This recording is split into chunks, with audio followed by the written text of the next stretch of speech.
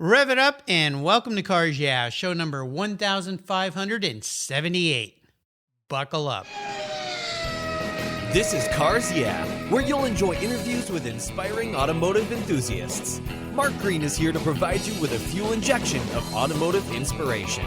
So get in, sit down, buckle up, and get ready for a wild ride here on Cars Yeah.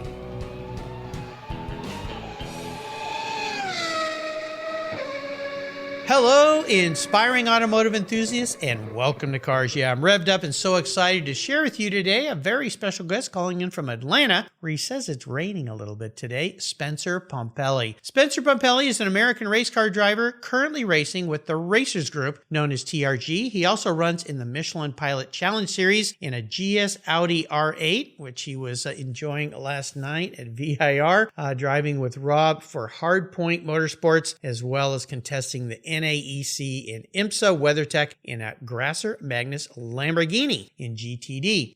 He competed at the top levels of sports car for over 2 decades, driving his first Daytona 24 in 1998. He earned multiple victories in the American Le Mans Series and Grand Am Rolex Sports Car Series, including 2 GT class wins at the Rolex 24 Hour of Daytona. At the 2006 Rolex finale, he began his long relationship with Kevin Buckler at TRG and drove in the Grand Am Rolex GT Series, Grand Am Continental Tire Sports Car Challenge, this is a tongue twister, and American Le Mans Series GTC category with TRG. This guy does it all. Spencer's experience is varied beyond sports cars. He has raced in the stock car ranks, including a near victory in ARCA R Remax Series, I should say, at New Jersey Motorsports Park, a test in the NASCAR Camping World Truck Series, as well as several late model events. Whew, he's busy. We'll be back in just a minute to talk to Spencer, but first a word from our valued sponsors that make this show possible, including Adobe Road Wines, which of course Spencer knows all about there with TRG. We'll be right back. Buckle up. It's going to be a fun ride today. The most damaging thing to your vehicle's interior isn't that drink your kid spilled in the back seat. It's the sun. Harsh UV rays damage your interior over time. They crack your dash, they fade the colors inside your car, and the heat makes getting into your favorite ride downright unbearable. My friends at Covercraft have the perfect solution for you. Their sunscreens are easy to use, they take seconds to install, and they protect your vehicle while parked in the harsh sun. They fold up easily and store away for those times you don't want to use your car cover. I have one for every one of my vehicles, and you should too. They come in a variety of colors and options, feature an accordion design that makes unfolding and folding them up a breeze. Want to give a gift that keeps on giving? Buy a sunscreen for your family members and your friends. They're custom made and fit almost any vehicle. Check out covercraft.com for a huge number of styles, colors, and options that you're sure to love. And I've got a deal for you. If you use the code YEAH120, that's YEAH120 at covercraft.com, you get 10% off your Covercraft order. Go to covercraft.com and use the code YEAH120 at checkout, and you've got a deal. That's covercraft.com. Use the code YEAH120 at checkout. Covercraft, they've got you covered. Get your sunscreen today. You'll thank me for it later. So what do you do after running a race team for 27 years? With over 100 podiums, multiple Daytona wins, and a win at Le Mans, Racer and the Racers Group team owner Kevin Buckler founded Adobe Road Winery. Located in Petaluma, California, he and his team have created a winning combination with the Racing Series. These are 4 ultra-premium red wine blends that are in a class of their own. Like racing, these wines comprise of art, precision, engineering, science, wrapped in a whole lot of fun. You can choose from 4 blends, titled Redline, Apex, Shift, and the 24. Today I'm going to tell you about Apex. It's a rich and complex blend of Cabernet Sauvignon, Syrah, and Cabernet Franc. This blend is a showcase of perfection and hits the apex with its full-bodied, smooth finish. An added, very cool option is the label. It's a multi-dimensional rumble strip apex, reminiscent of Turn 4 at Laguna Seca. The Racing Series is a spectacular gift for the automotive enthusiast in your life, and I've got a deal for you. If you use the code CARSYEAH, all one word in all caps, at checkout, you get $10 off any purchase of the wines from the Racing Series. Your wine ships promptly and arrives quickly. Use the code CARSYEAH at checkout for $10 off your purchase today. There's always a seat at the table for excellence with the Racing Series. Go to adoberoadwines.com today and use the code CARSYEAH. Cheers! Hey, Spencer, welcome to Cars Yeah, my friend. Are you buckled up and ready for a fun ride? I'm buckled up, ready, and this time the crouch belt isn't too tight, so this will be a little bit. Hey, Mark, you forgot about my 4 trips to Le Mans. I appreciate some of the highlights of my career have been the chances to go and race the 24 Hours of Le Mans. It's unbelievable. If you haven't been there, it won't do me any good trying to explain it because it's impossible. You just gotta be there in person and witness the spectacle that it is, from every aspect of that race, whether it's the track and how fast it is and how hard it is to learn and how much commitment it takes to go fast there, to the parade they do through downtown on Friday with these screaming fans that are absolutely insane. Actually, when I was a kid, I thought I'd be a race car driver and be, this famous guy people, were swooning all over. It turns out the reality is a little different. But then you go to Le Mans and, you're signing parts of anatomies that you never thought you'd sign. Well, we got to keep this clean. It's a family show, Spencer. For a brief second, you're really that as cool as you thought you would be. Yeah, well, and I apologize for that, but my gosh, I mean, I was trying to figure out how do I condense this incredibly long career with so many things you've done into a short segment here. I mean, we'll be learning more about all the things you do, and I appreciate you sharing that with us. Of course, you can't forget Le Mans, the big king of endurance racing. It's absolutely spectacular. Well, listen, before we jump into our questions here, I want to ask you this question. What's one little thing that most people don't know about you that you might be willing to share, except for maybe some anatomy parts you've signed in your past? That's a very good question. I could probably bring up a couple things. I have a commercial helicopter pilot's license. What?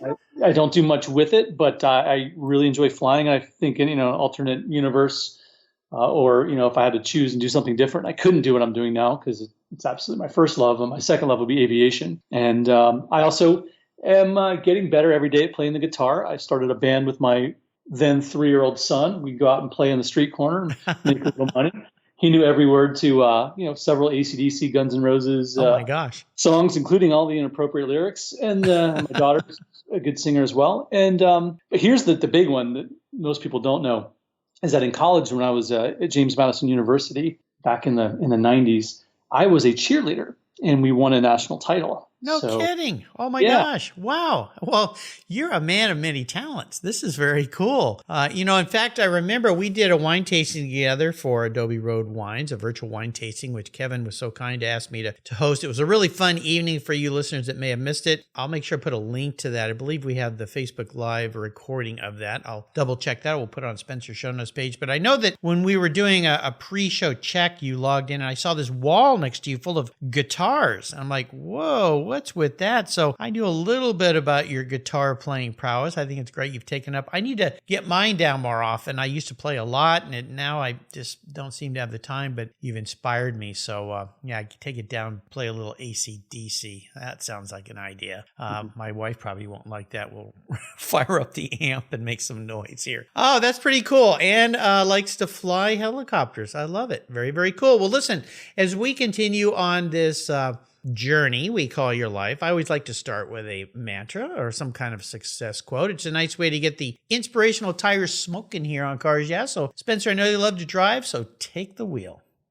All right. Well, actually, the one that came to mind, I'm also a big Georgia Bulldogs football fan, and I grew up in Virginia, but I married a Southern woman who is a UGA grad, and she's indoctrinated me into the SEC football world. So I was listening to Coach Kirby Smart say something about how in football, there's not a lot you can control, but there's 2 things you can always control, whether it's football or life. And it applied to racing as well, because there's so many things in racing that are out of your control as a driver. But you can always control 2 things, and that's your effort and your attitude.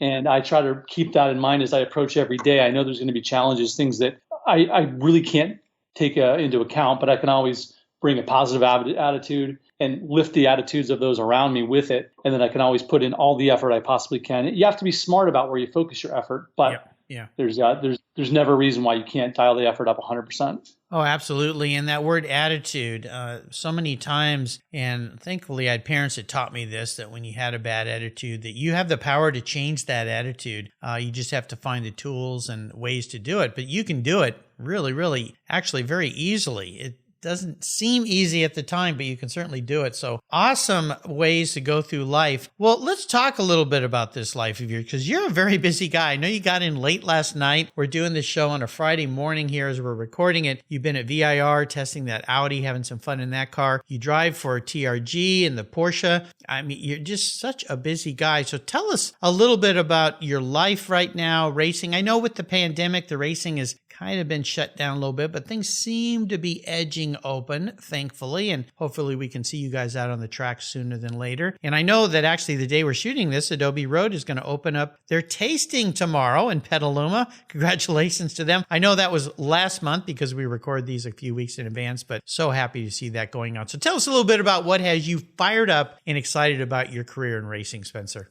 Well, obviously you mentioned the pandemic, which has shut everything down, but as a driver who travels a lot, I actually enjoyed the time at home, getting to spend more time with the family and focus on them. And I was actually a teacher for a couple months here, doing a lot of homeschooling with both my kids. So I've enjoyed that. But I think, what you're more asking about is what it's like in the normal times and what we can expect coming up here. And right now I'm racing in two series full time, the SRO GT4 Championship. And that's divided into two categories where I'll be racing Sprint X, which is a version of the series where you have a co-driver and the races are a little longer and it features a pit stop. And I'm running with a gentleman named Craig Lyons, who we've never driven together before. And so we had one race before everything got shut down. So I'm really looking forward to getting going with that and starting that up. And then I race in the Sprint series where it's just me in a different TRG, Porsche GT4 Cayman. And we were in the middle of practice at St. Pete when we got a red flag and we all had to come down the pit lane. And next thing you know, we're packing up and going home. So that season feels like it's barely gotten underway. So I'm really looking forward to getting back into that.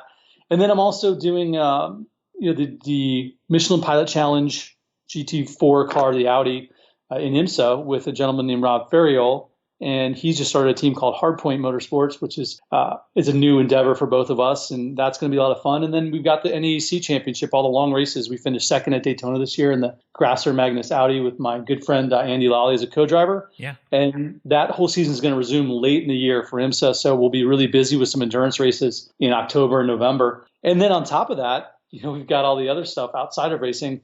The Racers Group and Adobe Road, as you mentioned earlier, they're doing a lot of these virtual wine tastings, which I'm really enjoying. We'll open up a good bottle. He'll ship it out to anyone that wants to join, and we'll taste it. We'll listen to the winemaker, and then I'll bring some sort of racing into it. Whether it's relevant to what's been going on and what would have been going on had we not been shut down. We missed Long Beach, so we did a little talking about Long Beach and some video, and we're just having a lot of fun with stuff like that. And then the other thing it's kind of exciting is that Rob Ferriol, the guy who owns Hardpoint Racing and my co-driver in the Michelin Pilot Challenge Audi, he started the Real Racing Heroes Foundation. You go to hardpoint.com. You can find more information about that. But he's really trying to help raise money and awareness about some of the people in our paddock who are struggling right now. He's doing a really good job of trying to get some money to help them through these rough times. So there's a lot going on, even though there's not at the exact moment, but we got some testing next week and we're going to get back in the swing of it. I want to say our first race is the weekend of July 11th.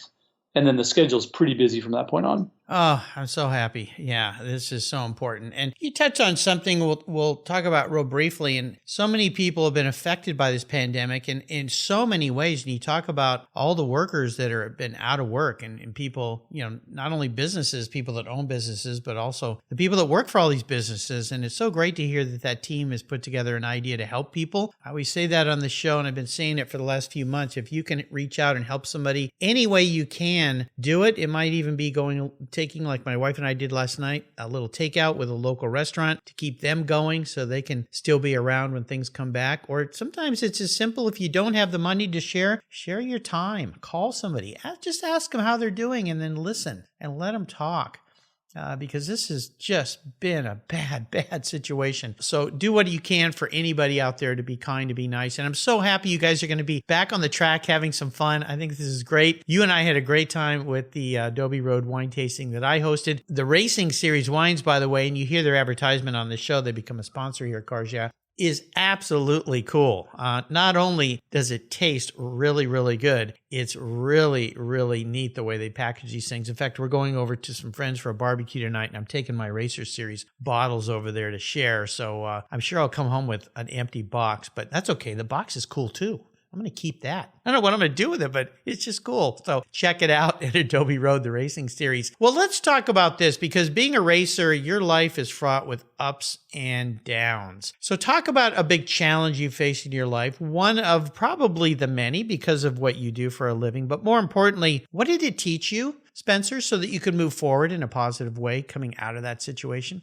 Well, you talked about the ups and downs of racing, and it really is, I think, something that people on the outside will never understand until they live inside of it. But our challenges as drivers are, in 20 years of doing this, I've never had more than a year-long contract. And I race in multiple series. So every year I need to go out and try to find a new job. Yeah. New job. Yeah. So if you're not a big fan of job hunting, this probably isn't the right thing for you. Wow. Because you're doing it every year, 3 times at least. And every year my season looks different. Sometimes, this season I've been fortunate enough to continue with everyone I was with last year. But that's the first time in a long time I can remember doing that.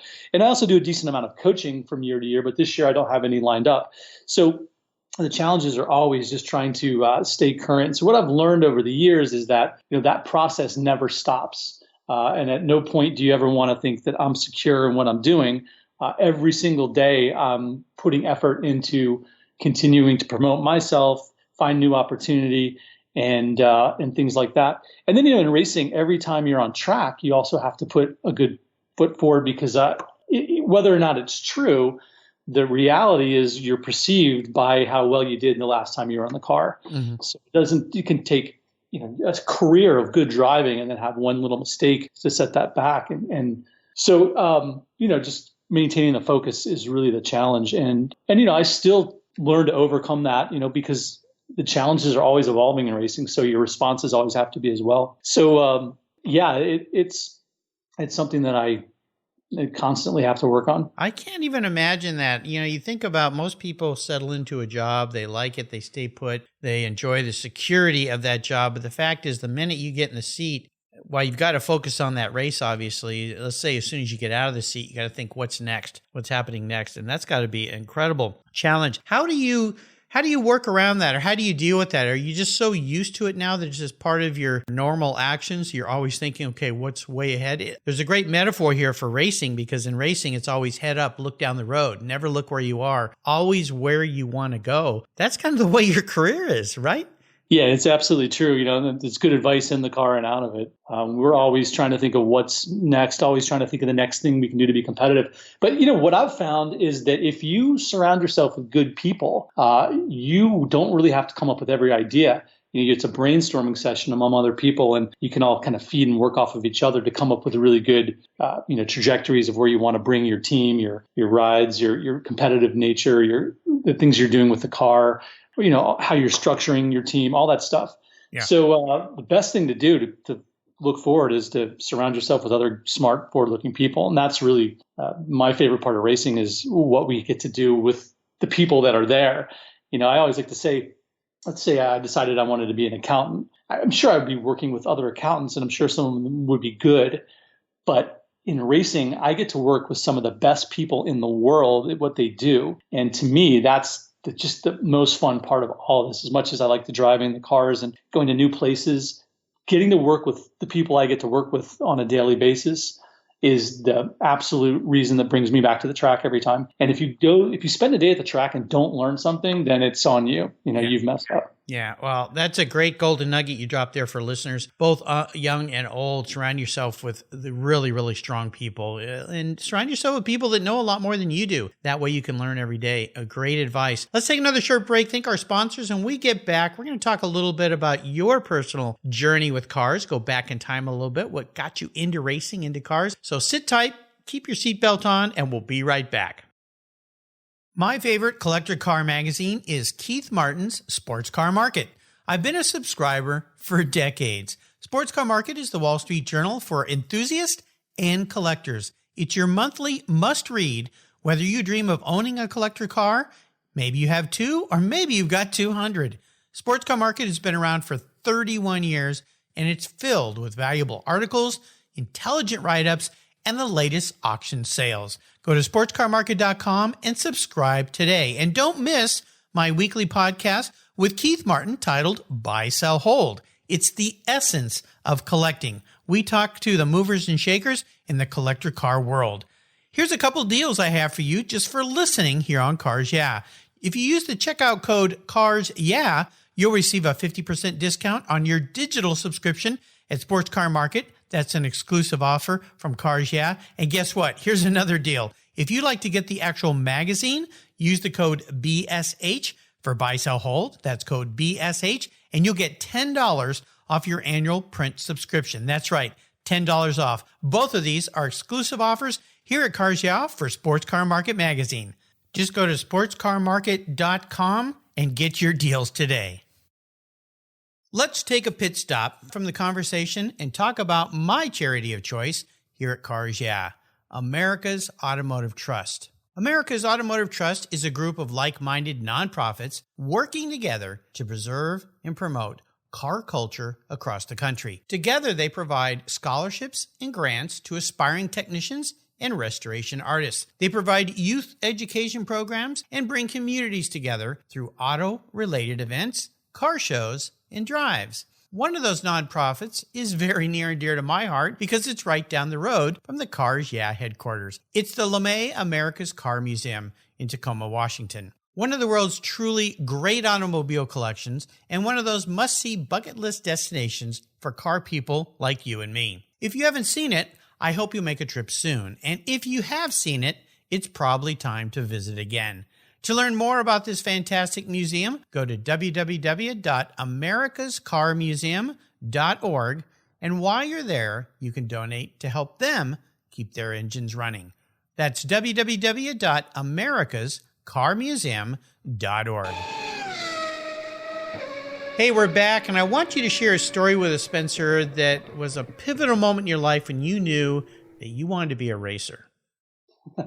Well, I can go back even further than that. Okay. If you want. Yeah. So my dad was in college at Lynchburg, Virginia, Lynchburg College, as was my mother. And apparently there's only a couple hundred students at that school. But the way that story's been told to me is when VIR had their races, whatever they were back then, there was a big sports car weekend, and all the fraternities and sororities from Lynchburg would head down to VIR. Now, if any of your listeners are familiar with the history of VIR, part of the mythology of how the track was before it shut down and then was reopened, in 2000, was Spectator Hill and how crazy things got up there. I listened to Connie Nyholm on a different podcast, and she was talking about how when they went to open the track again up on Spectator Hill, they found the men's and women's room, and all it was a piece of metal that said men, and you go around it and it would just be wide open, and right next to it was women. There are some pretty sordid tales, but my dad and my mom actually met at VIR on one of those weekends. Oh my gosh. Wow. And so my racing heritage really, or my life is owed to racing. Without VIR, who knows what, if I'd even been here. Oh my gosh. Isn't that funny? Yeah. Well, it's a small world, isn't it?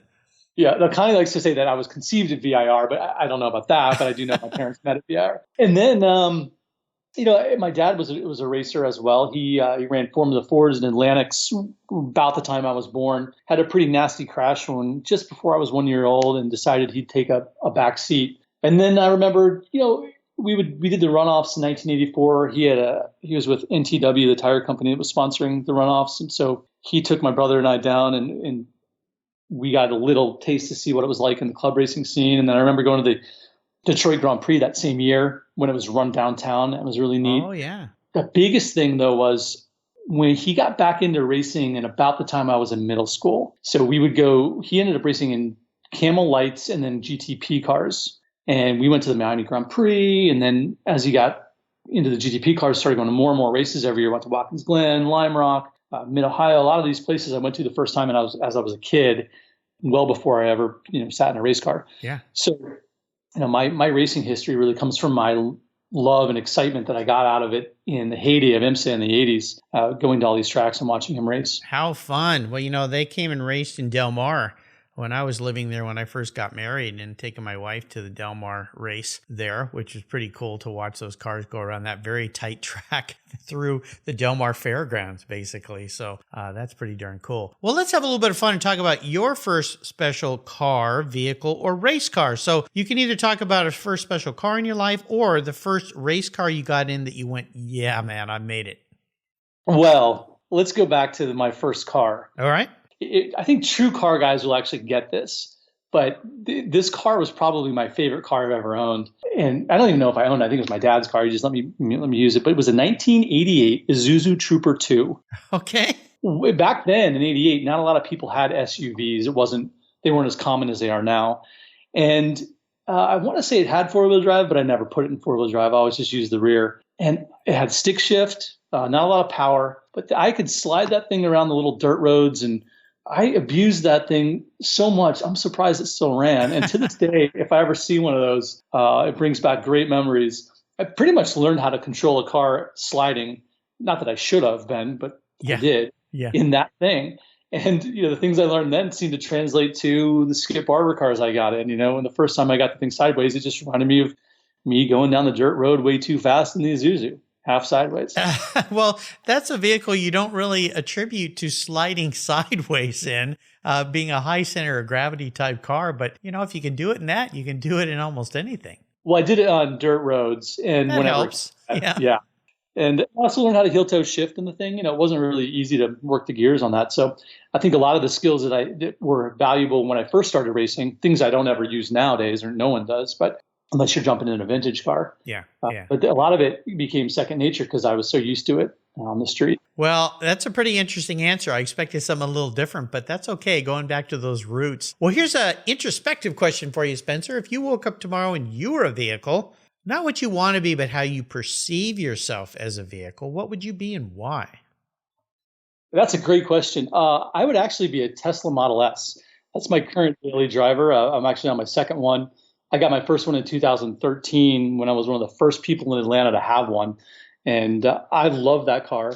I think it's innovative. I think some of the things that they were doing with their internet connectivity and over their updates, and just how well they took on the current technology and integrated it into a car, it was great. And the fact that, right now, like last night, I drove back from VIR, all on electricity.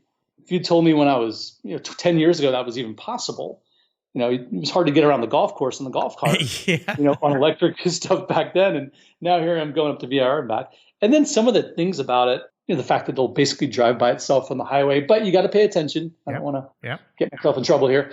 And I just feel like I'm beating the system every time I drive by a gas pump and don't have to stop. And I like to think that I'm somewhat innovative. I've got a different approach to a lot of things. When I first started racing, the way everyone approached corners was, the later the apex, the better. And when I started going fast, I found that, the earlier I could turn in, the faster my lap times would be. And I felt like everyone was asking me, why are you doing that? And now it just seems like the way. It seems like what everyone's doing. I claim I invented turning in early. Now, of course, people have been turning in early ever since we've had race cars, but they usually end up crashing. I feel like I invented turning in early to actually as a means of achieving a better lap time. And there you go. Well, that's pretty cool. Yeah, I like it. I'm innovative. Tesla's innovative. We've come up with new ways to do things that other people are starting to adapt. So that's what I would be. I like it. Very nice answer. All right, we're entering the last lap. You've been here before. The white flag's out. You can see the checkered in the distance. I'm going to fire off some questions. Ask some very quick blips of that Tesla throttle, which sounds a little counterintuitive, doesn't it? I guess you don't need to do that. They'd be very quiet blips. But here we go. Would you share one of your personal habits you believe has contributed to your many successes in racing? Yeah, absolutely. I've been a vegan for coming up on 10 years this summer. And that's as far as athleticism goes, I feel like that's a huge advantage that I've had. And it also helps keep me disciplined as far as, what I put in my body. And if you can be disciplined in that, you can carry that discipline over to other things. My running that I use to prepare for racing and some of the workouts I do, that all gets benefited by that. So I'd say being plant-based really helps a lot with what we do. There you go. Absolutely. How about if I could arrange for you to sit down and have a drink or a meal, a vegan meal, with anyone in the automotive industry, living or deceased? Who would that individual be? I'd have to say there was a gentleman who used to write books called Carol Smith. He was an engineer. Oh, yeah. Wrote books called, there was Tune to Win, Engineer to Win.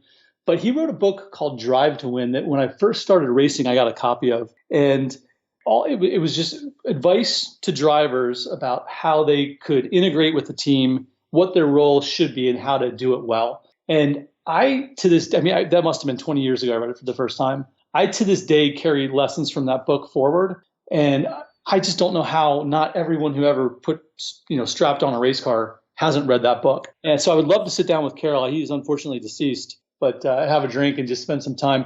And what he said in that book is that it's not what you necessarily learn. He recommended other books. Mm-hmm. Read this book, read that book, and don't read them necessarily because what they're telling you is going to be useful. What you want to take away is how they approached what they're doing. And that's what I took away from his book. Everything he's talking about, how you shift, how the tires are, none of that's still relevant because the technology has changed so much. But his approach to it is something I still carry. So I would say I'd love to have a drink with him. Yeah, it'd be fascinating. When I decided to race vintage cars, a good friend of mine bought me that book who had been racing vintage cars for a while. He was a very good driver, and I still have my copy because I referred back to it many, many times.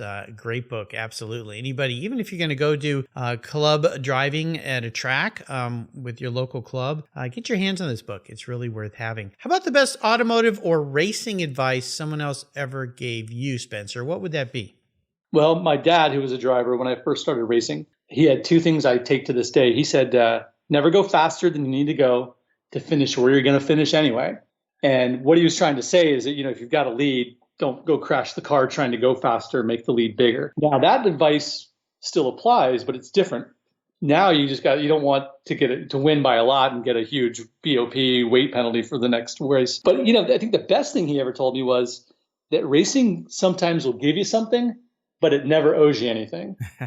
And if you keep that in mind as you go through the ups and downs of racing, I think it helps you to kind of keep a level head and not get frustrated and not let the whole process of all the things that are out of your control get to you. Wise man. I lost 7 Daytonas before I won one.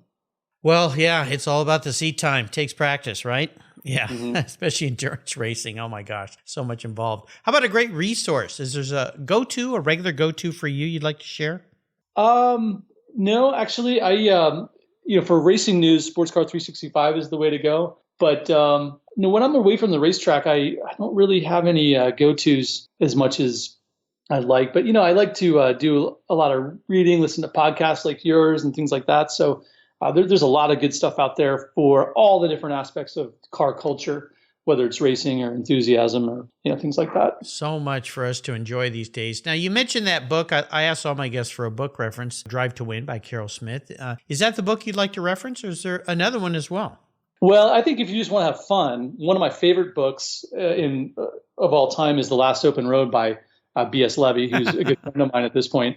He wrote a book that's so good and so accurate for those of us who are truly automotive and racing enthusiasts. But the beauty of it is I gave it to my wife and she read it and she doesn't have any idea the history that went into it, yet she enjoyed it just as much as I did. And I think that's neat. The Ford versus Ferrari movie is another good example of someone who took a story that was automotive and made it into a broad appeal. So if you get a chance to read The Last Open Road, whether or not you're a car enthusiast, and then the subsequent books that he wrote, I think they're universally loved. Yeah, Bert's a good friend of mine too, and he's been on the show a couple times here. And one thing I'll remind our listeners, he just did a wonderful version of The Last Open Road, which is a 50s radio audio version of The Last Open Road. I'll put a link to that. And I actually have a little cameo in that show. He called me and said, hey, he said, would you like to be a character? He goes, it's a little bit part, so don't expect to be anybody big. But he said, I'd like you to read a few lines. So yeah, I got to be in that thing, which was really fun. I'll put a link to that because it's a really, really cool listen. And again, are there any other cool people on that? Lots of cool people and lots of famous people too. Well, Mark, by the way, I may have been one of those people in that book as well. Really? Oh my gosh, that's so cool. How fun. That was a lot of fun doing that. But I also had a very small part, but a fun one. Well, again, listeners, you got to get your hands on this because it's cool. It even comes in a cool little case you open up, and you can plug it into your computer, download it, or listen on your mobile device. He did an incredible job with that. I can't even imagine the work that went into that thing. But, Bert's not one to do anything small. Everything with Bert is big and elaborate. So I'll make sure I put links to those. And by the way, he's got a whole series of really cool books. These are big reads. They're fun reads. They're great books to take on a vacation. And the audio version, the 50s radio version is cool. But that's cool. So you and I are stars on the last open road. I like We're that. big time. We finally made it. Thank you, Bert. Appreciate that. All right, Spencer, we're up to the checkered flag here. And this last question can be a bit of a doozy. I'm going to buy you a very cool, fun collector car. Could be a vintage car. Could be an old, something fun to park in your garage, drive once in a while. But there are a few rules to this game. Since I'm going to be buying this car, you can't sell it to fund your racing program. You have to drive it. So that means it has to tick a lot of boxes. But it's the only cool collector car you can have. So that makes the answer maybe a little more challenging, maybe not. So what can I buy you? Well, I'm not quite young, but I like to think of myself as young. I'm hip. From the fence I sit on, you're pretty young. Yeah, I live in the cool part of Atlanta with all the hipsters. Okay. So I got to have something with some street cred. Yeah. I also have a family, and they also enjoy stuff like that.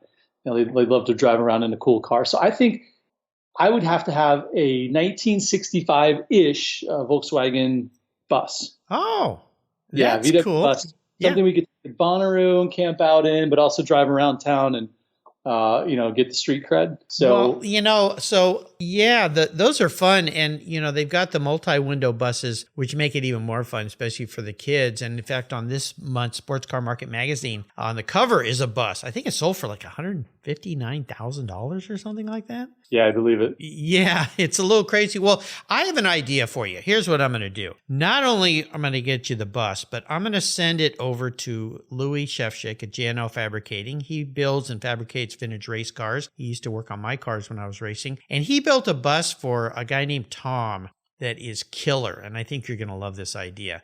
Tom wanted a bus for his Hawaiian home, but he didn't want something that was too slow to get up to the top of the mountain there, Mauna Kea, I think it's called, where the lookout is. So what Louis did was he took a VW bus, a vintage bus, and he put a Porsche, I think it was a 964 engine in the back, McPherson struts, suspension. He redid the dash to have the 5 gauges of an old Porsche. Very cool. And so from the outside, this thing looks like a traditional old bus, and Tom has family, so he wanted to take his kids and stuff. But if you got to get up and go, the bus can get up and go. What do you think about that? Well, I love the idea, especially if you're trying to get up mountains, because I used to have a 72 Karmann Ghia, and I remember taking it on the highway. I would have to be full throttle a lot in the rolling hills of Atlanta. Yeah. But to me, one of the nice things about the old vintage cars is the reminder of what automotive or just motoring, simply getting from A to B, back then was like, and how different it is now. Yeah. So I'm a little bit of a near mint condition, off the factory floor type of guy. But I think there's, if you're facing challenges like going up a mountain, for sure, that would be a lot of fun too. But the nice thing is the possibilities are endless. You could even electrify it, as I'm kind of a fan of. So, well, I was just going to say, I have another idea for you. David Bernardo owns a company called Z Electric in San Diego. Have you ever heard of him? I have not. Okay, you got to check this out. What he does is he takes old VW buses, bugs. He's done it with a Ghia, even with an early 911 Targa, and he puts a full battery pack in that thing and makes it fully electric. That would be cool. So I live in downtown Atlanta, and the electric cars are really good from 0 to 30 miles an hour, and they're not very good from 60 to 120. I'll tell you what, downtown Atlanta, you're not going 60 to 120. No, probably not. You're going 0 to 30 all the time. Yeah. So it's nice to have a little bit of torque underneath you. Yeah, well, he beefs up the suspension to handle the extra speeds and stability and so forth. Check out Z Electric. It's the word electric with a Z in front of it. David Bernardo, he built some beautiful, beautiful cars. I think maybe since you love the Tesla, that's going to be the one I'm going to have to put together for you. I think that might be it. Yeah, definitely. Spencer, you've taken us on a great ride. I knew this would be a fun journey around the track a few times today. Thanks for sharing your stories. Before I let you go, could you offer us one little parting piece of wisdom or guidance before you drive the family off into the sunset in that 65 VW bus? Well, I guess if it's, for race car drivers, people that are aspiring to do, what I'm doing and what a lot of people in sports cars get to enjoy every day as a career, I think the best bit of advice is to be where the action is. I feel like if you're sitting at home on your couch, whether you're a race car driver or, as we talked earlier, maybe a musician or an actor or whatever, no one's going to come knock on your door and say, we need you. Mm-hmm. But if you are there, if you're where the action is, if you're at the racetrack, helmet in hand, even if that just sucks sometimes, being there without a ride, good things will happen. And they're certainly not going to happen if you're not there. So put on the walking shoes, grab the helmet, get ready to walk around the paddock, but be where the action is. Absolutely, and have a great attitude while you're there as well, as per Spencer Pumpelly. What's the best way for people to follow you and your racing antics? I am big on Twitter, so I would go to follow at Spencer Pumpelly, and every now and then I also do the 30-something thing and post on Instagram, and yeah. I'm at Spencer_Pumpelly. I think Spencer Pumpelly was taken by somebody else. Yep. So I'm Spencer_Pumpelly, and I kind of keep those up to date the most. I kind of tweet what we're doing and why, and there's also, I like to try to keep it just around 50-50. I don't want it to be all racing or no racing. I know a lot of people like the racing stuff and following that, but I also like to, show everyone what we're doing as far as, the family and, what I'm doing here in Atlanta. Yeah, absolutely. Well, I'll make sure I put links to all these ways to keep in touch and keep up with Spencer Pumpelly on his Cars Yeah show notes page. Just go to carsyeah.com, type in Spencer Pumpelly, Pumpelly, and you'll be able to follow him and have some fun in your life as well. And of course, don't forget to follow me, Cars Yeah, on Twitter, Instagram, Facebook, all over the place. LinkedIn's another great place too. Spencer, thanks for being so generous today with your time, your expertise, and for sharing your experiences between track runs. I hope your season comes back on strong, hard. Lots of wins for you guys. I have no doubt you're going to have a great season as we get back onto the tracks. Until you and I talk again, my friend, I'll see you down the road. Thank you so much. You're welcome. Thank you so much for joining us on today's ride here at Cars Yeah. Drive on over to carsyeah.com to find show notes and inspiring automotive fun. Download your free copy of Filler Up, a fun book filled with gorgeous photographs of fuel filler fun, including quotes from more inspiring automotive enthusiasts. Download your copy today, and we'll see you next time on Cars Yeah.